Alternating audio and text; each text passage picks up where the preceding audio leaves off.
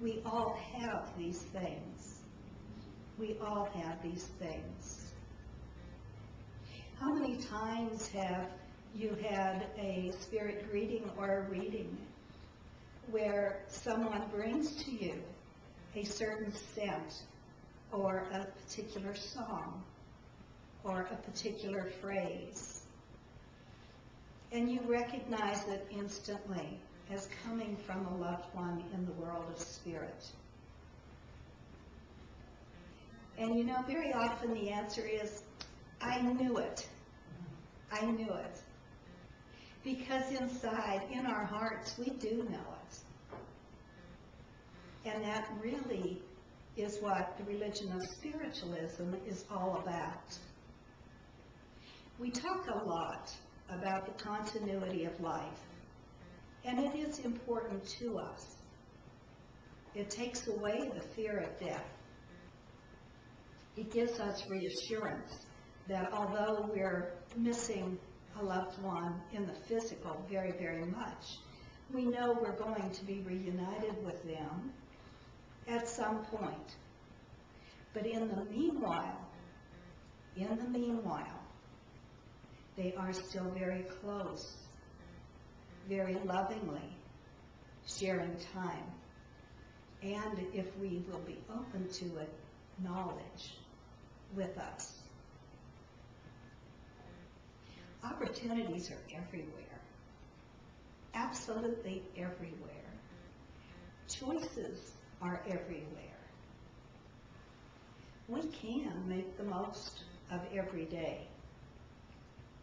Now, I have to tell you, I've been pretty grumbly myself lately. When someone doesn't feel good and it drags on a lot longer than you think it should,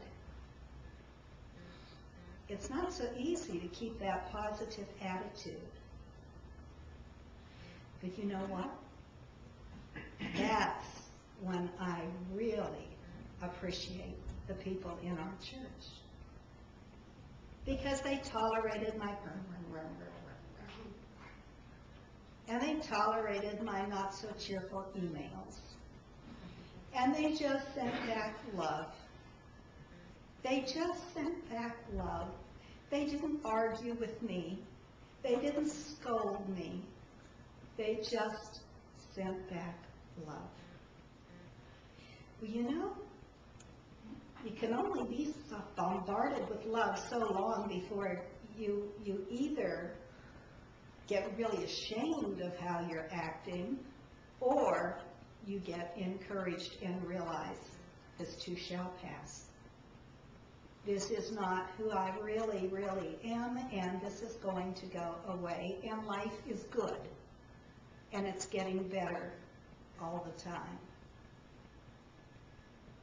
Look around you here in our church. Yes, you will see some yellow ribbons and some unfamiliar faces. But you know what? I bet if you smile at someone, they're going to smile back. We have had, see, they just did it and it worked. It's always interesting to see if people are paying attention.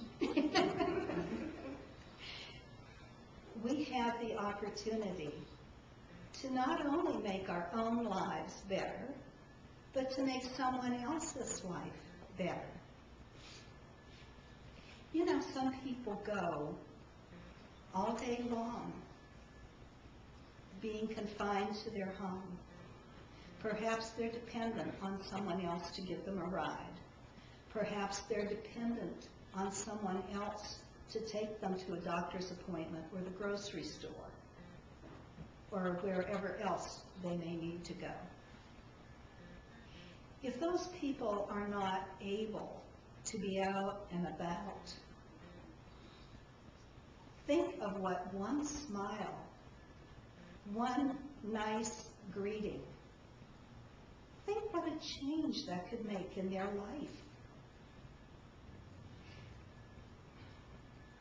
A friend of mine has a mother who is not only elderly, but feeling, looking, acting very elderly. And I was told that this lady, who really is not herself and hasn't been now for years,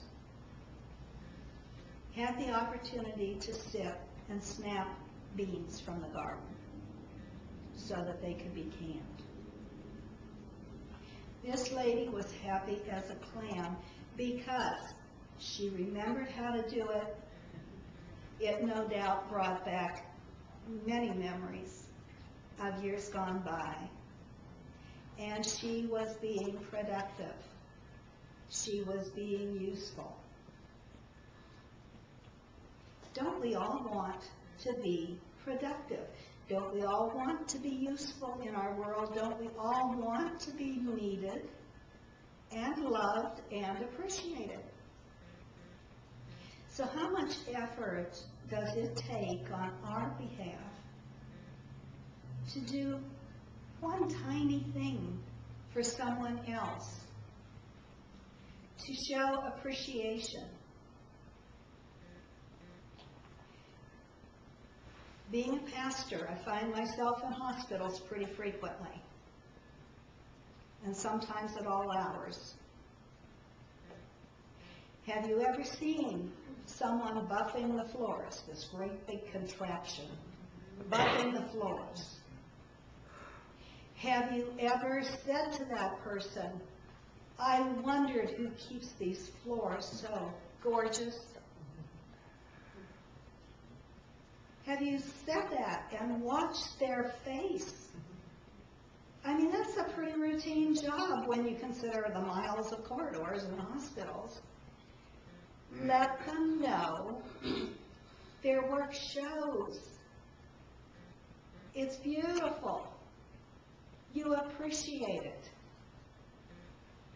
How hard is that? How hard is that to hold the door for someone? How hard is it to thank someone else for holding the door for you? I see young mothers struggling with strollers and diaper bags and all these contraptions, and they're trying to prop open a door, and they're trying to get everything through the door without dumping the baby out. So I hold the door, and they always seem so astounded. They're so grateful. And I say, it's been a long time, but I remember being in that situation. If you see someone walking with a cane, for heaven's sakes, get the door for them. Don't talk down to people. Just smile. Say, hi, how are you doing? You know, Ron and I have commented that we've been in a few businesses where you go in and you say hello to someone who's working there. What a difference if you get a good morning, how are you, versus ugh. If they say that.